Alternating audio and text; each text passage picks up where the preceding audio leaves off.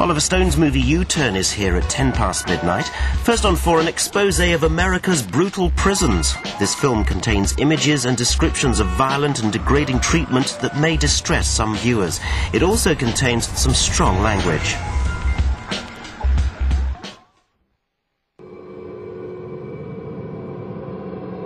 Abu Ghraib prison in Baghdad, and photographs that shocked the world. Iraqi prisoners humiliated, tortured by American guards. George Bush said he was appalled this was not the American way.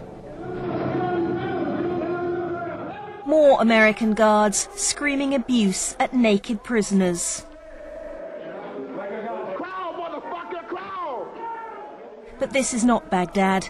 This is Brazoria in Texas. Many American states require prison guards to video raids to prove there's no excessive force. They're searching this cell block for drugs.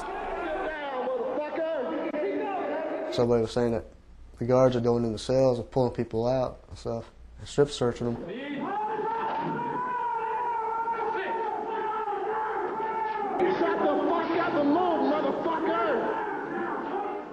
One of my clients, he has a broken ankle, and he's really not able to crawl, so they're dragging him.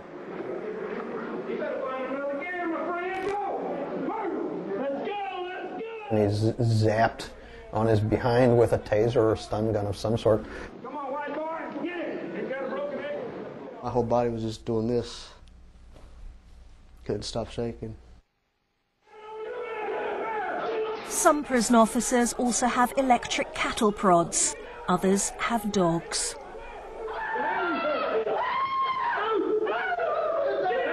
This happened 9 years ago when George Bush was the governor of Texas. 2 officers were sent to prison themselves. Most inmates won compensation, including one man raped by a guard in a later incident. But then Brazoria was forgotten until last year. I flipped on the congressional hearings about Abu Ghraib, and here are these politicians saying this is just wrong, this is just a violation of basic human rights. And I thought, well, what hypocrisy, because they know we do it here every day. Tonight we reveal how America treats prisoners in its own backyard. Youths pounded by guards. Inmates dying after being shackled or beaten to a pulp. An ever-growing death toll in a hidden world of astonishing violence.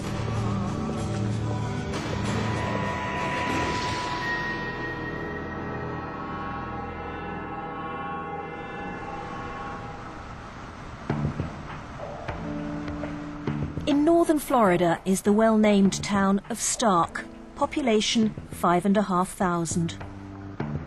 The local economy depends on the 5 state prisons around the town.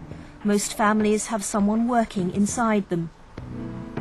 Prisoners also clean and maintain the town. But out of sight, in the 2 high-security prisons, most men are held in solitary confinement. You're greeted with screaming, just an unbelievable din of noise. It's extremely hot. It smells like a mixture of sewage and urine. You're in a 9 by 7 cell that's painted white. I've counted the bricks. Okay, I've counted the sink, which wasn't hard. There's only 1 sink and 1 toilet. Mitch Scott spent nearly 30 years inside for armed robbery and rape, including several years in solitary.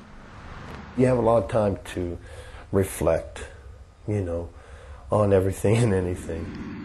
The prisons department wouldn't let us in anywhere, but their press officer, Sterling Ivey, said we could film from the road. Hello. How y'all doing? Hi. Good. From Channel 4. Sterling Ivey knows all about us. Who does? Sterling Ivey. Despite that permission, we were stopped every time. Sterling Ivey, yes. Because he said to me also that he'd notified both New River and FSP that we were going to be here. He probably did, but not right here. But even though they're blocking access, stories of ongoing abuse are still filtering out. One of the worst involves inmates hideously burnt by chemical sprays. The Department of Corrections has a comprehensive website.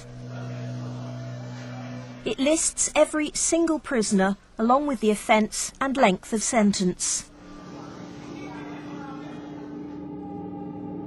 This is Sylvester Butler, a career burglar serving 8 years. But this photo was taken by his lawyer. Guards sprayed Butler in his cell with pepper and tear gas for banging on the door. Kurt Massey, doing 12 years for attempted murder. Prison report says he was sprayed for swearing at staff. And Jeremiah Thomas, an armed robber with a long history of mental illness. For refusing his medication, sprayed through the flap in the cell door. Nearly 24 men are now suing the prison authorities. They usually use large fire extinguisher-sized canisters of pepper spray, which then sticks to people's skin. We've had prisoners who have had second-degree chemical burns all over their body. It causes extreme pain. Officers always try to aim for people's faces and for people's genitals. Chemical agents are an effective way to control riots or subdue violent prisoners. The lawyers claim pepper is used maliciously and sadistically. The telltale signal is that they turn off the ventilation fans in the units. We've had prisoners who report that cardboard is shoved in the crack of the door to make sure that it's really airtight.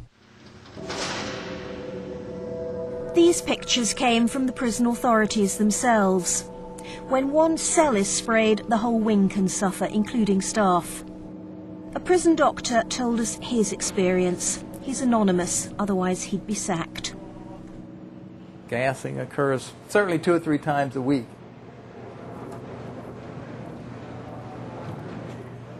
The security people say, get off the door, get off the window. I've told you 3 times, okay, you're going to get gassed. Your eyes begin to tear and your nose begins to burn. It becomes a horrendous irritation where you're almost choking in your own saliva. I think some of the security people feel that it's their job to punish these people, and they're pretty vindictive. They sprayed down the wing next to the wing that I was on, and it came through my window and gassed me, okay? And what was the effect on you? Describe to me what that was like. It was burning. I couldn't get enough water. It felt like my face was on fire. Their reports, of course, all say we used 1 canister and we used 3 1-second controlled bursts. And if you